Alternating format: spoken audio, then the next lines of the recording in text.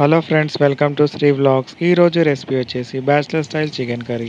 So చూపించిన విధంగా బాండి పెట్టుకొని అందులోకి ఒక 3-2 టేబుల్ స్పూన్స్ ఆఫ్ ఆయిల్ వేసుకొని అందులోకి మీడియం సైజ్ ఆనియన్ కట్ చేసుకొని అట్లా చూపించిన విధంగా ఫ్రై చేసుకోవాలి. ఫ్రై చేసుకున్న తర్వాత అందులోకి కొంచెం పసుపు వేసుకోవాలి. తర్వాత ఇప్పుడు చూపించిన విధంగా అల్లం ఎల్లిగడ్డ పేస్ట్ని అయితే వేసుకోవాలి. బ్యాచిలర్స్ కాబట్టి పర్టికులర్గా స్పూన్స్ అవన్నీ ఏమి ఉండవు. సో ఇంకా కొంచెం తగినంత వేసుకున్న తర్వాత కొంచెం మంచిగా ఆయిల్లో ఫ్రై చేసుకోవాలి. ఫ్రై చేసుకున్న తర్వాత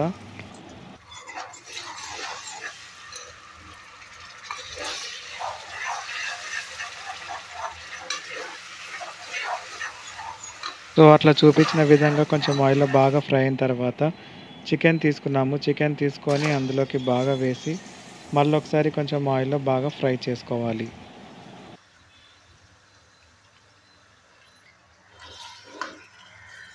అట్లా ఒకసారి మంచిగా కలుపుకొని కొంచెం అంటే ఇందాక మనం పసుపు వేసినాము, ఆ వీడియో క్లిప్ అనేది మిస్ అయింది. అట్లా చూపించిన విధంగా అయితే కొంచెం మంచిగా కలుపుకోవాలన్నమాట. ఆయిల్లో ఫ్రై చేస్తే కొంచెం ఏదైనా కౌ స్మెల్ అట్లాంటిది ఉంటే కొంచెం వెళ్ళిపోతుంది.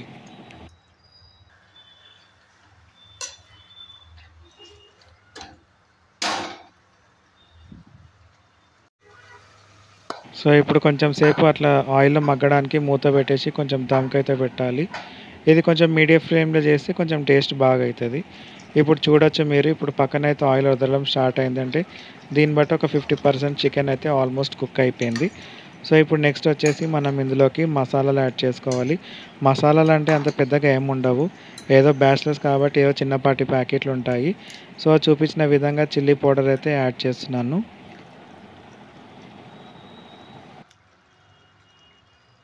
అండ్ నెక్స్ట్ వచ్చేసి ఇది ధనియాల పౌడర్.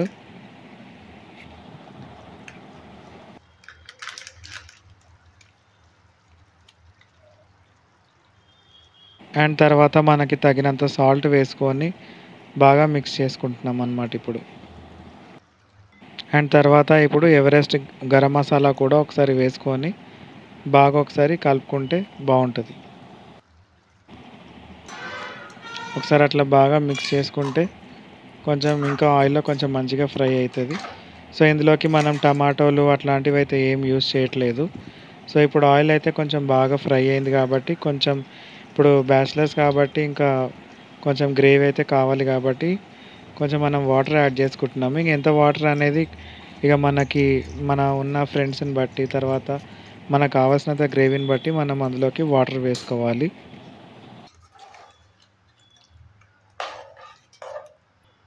అట్లా ఒకసారి వాటర్ పోసుకున్న తర్వాత ఒకసారి కుక్కర్ది అంటే మూత పెట్టాలి, బట్ విజిల్ అయితే పెట్టకూడదు. జస్ట్ నార్మల్గా అట్లా దమ్కి పెట్టుకుంటే కొంచెం కుక్ అవ్వడానికి కూడా ఈజీ అయిపోతుంది అనమాట. సో ఇప్పుడైతే చూడొచ్చు ఆల్మోస్ట్ చికెన్ కర్రీ అయితే రెడీ అయిపోయింది. ఒక్కసారి వన్స్ అట్లా చూపించిన విధంగా అయితే మిక్స్ చేసుకోవాలి.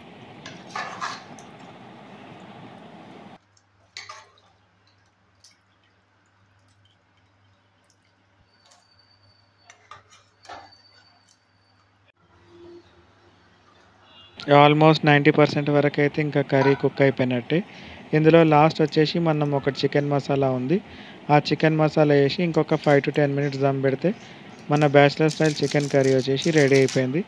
దీనికి మనం కావాలనుకుంటే గార్నిషింగ్ కోసము తర్వాత కొత్తిమీర పుదీనాతోటి గార్నిష్ చేసుకుంటే గుమగుమలాడే bachelor style chicken curry ready అయిపోయింది.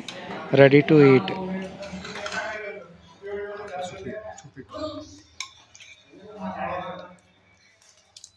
ఇది ఒకసారి అట్లా బాగా మిక్స్ చేసుకొని ఏదో బ్యాచిలర్స్ కాబట్టి లైట్గా మసాలా వేసుకొని బగారన్నం వేసుకొని దాంట్లోకి తింటే కాంబినేషన్ సూపర్ ఉంటుంది.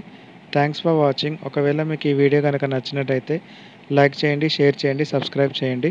సో ఈ పర్సన్ అయితే తింటున్నారు, తినిన తర్వాత టేస్ట్ అయితే సూపర్ ఉందని అంటున్నాడు. Thanks for watching.